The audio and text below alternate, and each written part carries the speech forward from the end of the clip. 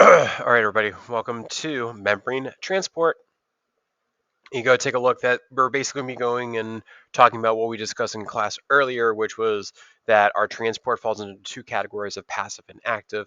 Passive basically means that we're going down the concentration gradient, while active means that we're going against it. And then just basically goes into a little bit of some extra details about what these processes would look like. We're also going to be going into a little bit of details about endocytosis and exocytosis, also known as bulk transport.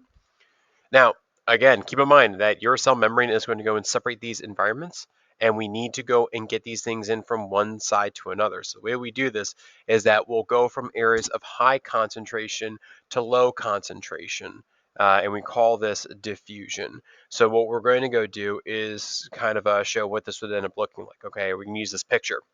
Go ahead and count the water molecules that you see right now. And I want you to count them for each side. You should see that you have one right here. So it's one onto the left side, and then if we go and take a look at the right side, we'll have 1, 2, 3. So we have more water molecules on the right side compared to the left side.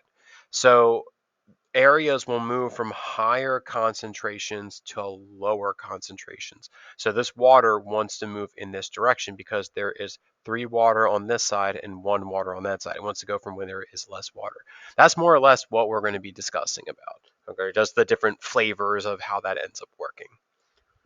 So passive transport, as we mentioned already before, is when we move from high concentration to low concentration without any, it says metabolic energy input, basically means we're not using any energy. Okay, so passive means that it just happens. Now, give you an idea on how diffusion kind of works. Let's just go ahead and say that we're in our classroom, right? We're in a classroom, and we got our different folks right here, and we got somebody over here, right? We're gonna say like I don't know, call her I don't know, like little Lily, right? Name her after my daughter, right? Got little Lily, right? This is a really awful looking person, okay? It doesn't matter. I'm just trying to do hair, and obviously I can't, right? Everyone over here is bald. All right, so we got Lily, we got Adam, and I don't know, we got Bryce, right? Now, Lily is all about trying to make sure that she smells nice, right?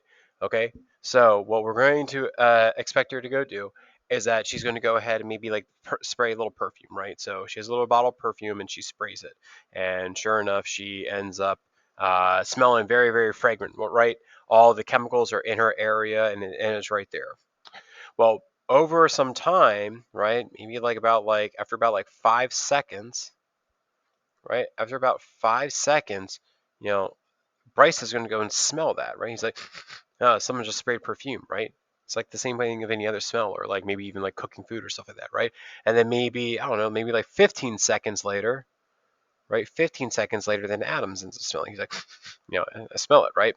Now, the reason why is that most of those perfume molecules, right, those chemicals were located right here next to Lily. Okay. And then what ended up happening was that all these molecules end up colliding with each other and hitting each other. And they basically dispersed in like every single direction out there and eventually moved into this direction over here where Bryce and finally where Adam is able to go ahead and smell it. The reason why this stuff ends up happening is that when you have these enclosed spaces, right, and you have molecules that are moving around in here, right, they're all moving in like different directions, almost like balls or like billiard balls, like in like a on like a pool table, right? And eventually they'll go and collide with each other, and they'll keep on colliding until there's like one collision where it moves off into an area where there's like none of them, right? And that's kind of how these collisions end up working. So in this case over here, all the perfume was like sprayed on out, and then eventually, our two gentlemen over here are misfortunate, and they end up smelling the perfume. Okay. Now the reason why I use this is that this is what's happening here, like with this dye, where we see diffusion, right? The dye is put into the liquid to begin with, and then eventually it spreads out in every direction that there isn't any dye, to the point that it starts to fill up the entire container. And because of this collision, that's what's actually causing the movement over here for the passive transport, right? These little balls are kind of like colliding with each other consistently until some of them start to go in that direction. And then if enough of them go into this direction because of the collision, that's when we end up getting to this part right here. They're going to be talking about this, but this is called equilibrium. And equilibrium just means you have the same concentration on both sides, same concentration on both sides. All right. Now, we say passive transport because we're not using any energy. Basically, there's more stuff, right, where we have a higher concentration over here and a lower concentration over there. We're going to go and have the stuff collide to eventually go over towards the lower side over to there, right? That's why we're saying we don't need to use any energy, because the energy of these molecules just bumping into each other is enough to drive this process to take place. Now, keep in mind, your diffusion, your passive transport falls under two categories. We have diffusion, also called simple diffusion. Simple diffusion, where we're just moving across the membrane. And then this picture right here is facilitated diffusion. Facilitated diffusion is just called facilitated. And facilitated is going to go use those channel or some kind of protein in order to shepherd these molecules from one side in order to the other, right? They might be large and polar, or they could end up being small and polar. Regardless of their identity, if they are falling under one of these categories and we can't get them across the other side because we need them to, we need to find doorways or things in order to go and get them over there.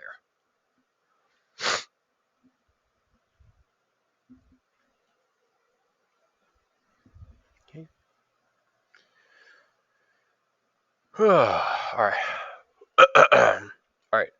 So it's saying that this movement of molecules plays a primary role, right, in the removal of waste and important materials. Okay. So removal of waste as well as like bringing in the important materials, right? If we go and take a look, right, let's just say that this is the outside of the cell and here's the inside of the cell. And let's say that these little blue guys right here are water molecules. Well, because this water is constantly colliding and stuff and colliding, eventually we're going to want to go and move that water over here to this side. There's other forces that are happening in here. We'll eventually go talk about osmosis, and specifically these salt concentration things that are happening over there. This is going to be one of the harder things to go and adjust, but we'll get to it when we get to it. Basically, what we're doing is showing you, though, is that over time, as these stuff, right, as time ends up going by, you can see more stuff is moving from one side to the other, right? So we have a lot of movement right here to begin with. Maybe we have less. And then at this point, when we end up getting to equilibrium, right, when we get to equilibrium, one thing that people don't realize is that there's still collisions happening here, right? There's still collisions happening. So stuff is going to be colliding and making its way to this side at the same rate as the stuff is going over there. So at equilibrium, a lot of people like get confused and thinking that like in equilibrium that there's no more movement. There is still movement. It's like at a 1-to-1 ratio, and we're consistently having the things go. Let me kind of show you what I mean by this, right? So let's just say, for example, I had 50 molecules over here and 0 over there. It's like 50 to 0, right? So that's definitely not equal, right? So I can't really like, I'm not good at this point. Maybe over here, I'm at 40 over here, and now I'm at 10. 40 to 10, if I simplify that, I can do a 4-to-1 ratio. Still, I'm going to want to go and bump it up over to here. And then at this point at equilibrium at 25 and maybe 25, 25 to 25 will still equal to 1-to-1. So at this point, I'm at equilibrium, that 1-to-1 ratio. Please don't get this confused with surface area to volume ratio. It's not the same thing. We just like using these terminologies because it's the same stuff.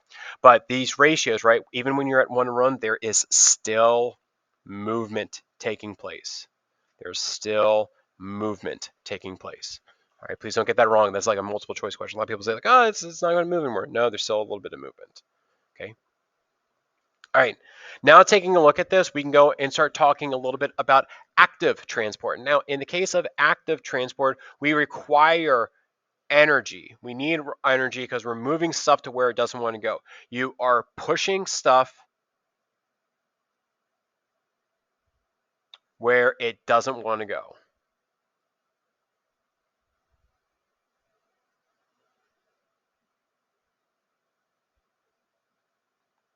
Let's talk about that, right? Now think about this. Let's go take a look at this picture right here. Where is there more stuff? Is there more stuff on the left side or on the right side right here? It's a no-brainer. You got 4 guys over here and you got like, what is it, 9, 10 over here. Okay, you got 10 guys over there. All right, so obviously, right, because that all these molecules are colliding with each other, they're wanting to go into this direction, but we're not letting it happen. This is when we're going to be using what's called a carrier protein. Okay, the carrier protein. Now, the case of the carrier, we're going to carry, right? We're going to go and pump, right? We're going to go and pump stuff into a direction that doesn't want to go.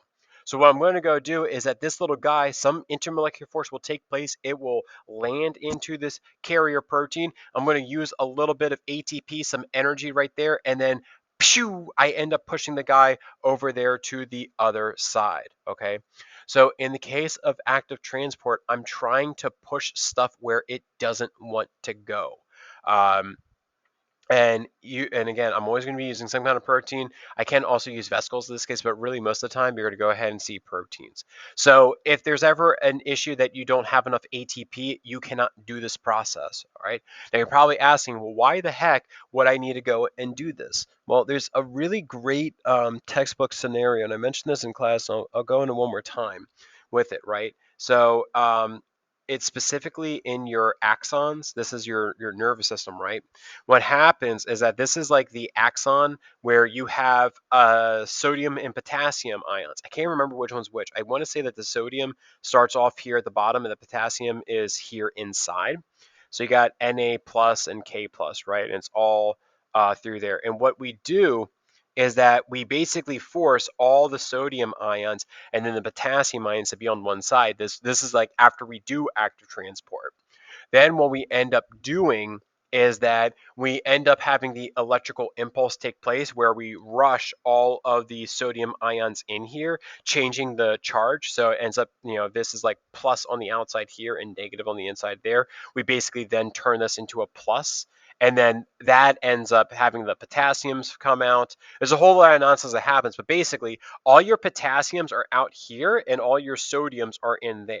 And what you need to start to do is reset them so that way the potassiums go back inside and the sodiums go back outside. So it resets to what this ends up looking like.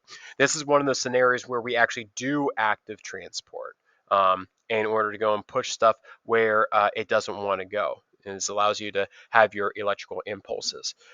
Again, in the event that you were to think, right, you have like that closet, right? And your closet is just full of stuff. You got like the soccer ball and like the umbrella or whatever it is, right? And you're just like shoving all these things. Like, I don't know, there's even a bicycle in there or something like that, right? You keep on shoving stuff into the closet, and the closet doesn't want to hold it anymore, but you keep on shoving more and more stuff in there. That is active transport. You're just pushing stuff where it doesn't want to go because the force wants it to come on out, but instead what we're doing is that we're expending energy, right, to make it go in. Also, similar idea, right? Let's say that you're in the water, right, and there is a hole, right? There's a hole at the bottom of your boat, right? Well, you have to go and take a bucket, right? You need the bucket in order to take the water out, right? Well, the water is going in, right, because it's going from areas of high to areas of low where there's less water. So you are actively, right, expending that energy, right, that ATP, that energy in order to pump stuff out. Okay. There are certain times that you're going to want to go and pump these specific things over for passive transport or active transport. You just have to go and take a look at the specific scenarios on what the goal is of what we're trying to go into. If you're actively using energy, it's always active transport. If it's just happening because the sake of it happening, that's always going to be passive transport. Okay. Endocytosis and exocytosis is pretty cool. This is basically, it's also called bulk transport. And it's a way of just getting rid of a lot of stuff that's too big. Like it can't fit. It can't fit through the phospholipid bilayer, and also it can't fit through a protein either. So if you have like a channel protein or a carrier protein, right? Protein or phospholipid, it can't do. It can't go through any of those. So what you end up doing is you basically just grab a vesicle.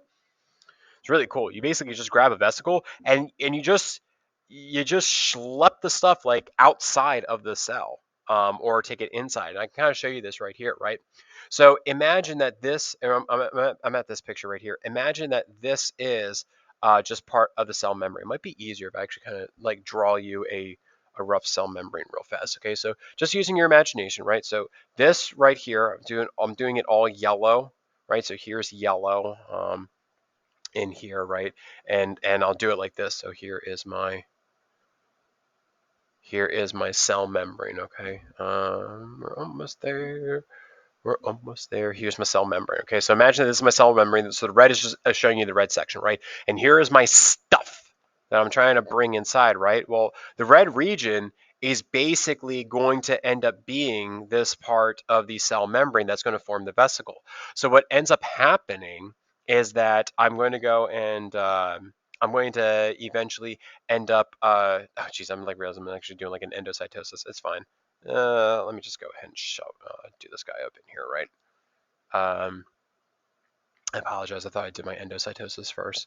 Okay, I'm just going to go color all this guy in so that way you can kind of keep track of what's happening, okay? All right, stand by. We'll use the same pictures. Okay, so here's my vesicle, okay? So what happens is that this vesicle is made out of phospholipids, okay? You can go and take a look at like over here, right? You can see that's all phospholipids on all these guys, right? So what happens is that because the phospholipids are made of the same stuff, what happens is that the phospholipids, they end up fusing. And when they fuse, that means that they're able to associate themselves where like the red is now incorporating a part of here, and like this area like goes into here and this area goes into there, and basically this vesicle now becomes part of the cell membrane. And that's what this is supposed to show you up here, right? There's where the vesicle was, and then there's the rest of the cell membrane. And basically I'm just bulk transporting all this stuff that can't fit through the phospholipid bilayer or the channel protein. I just shove it all out.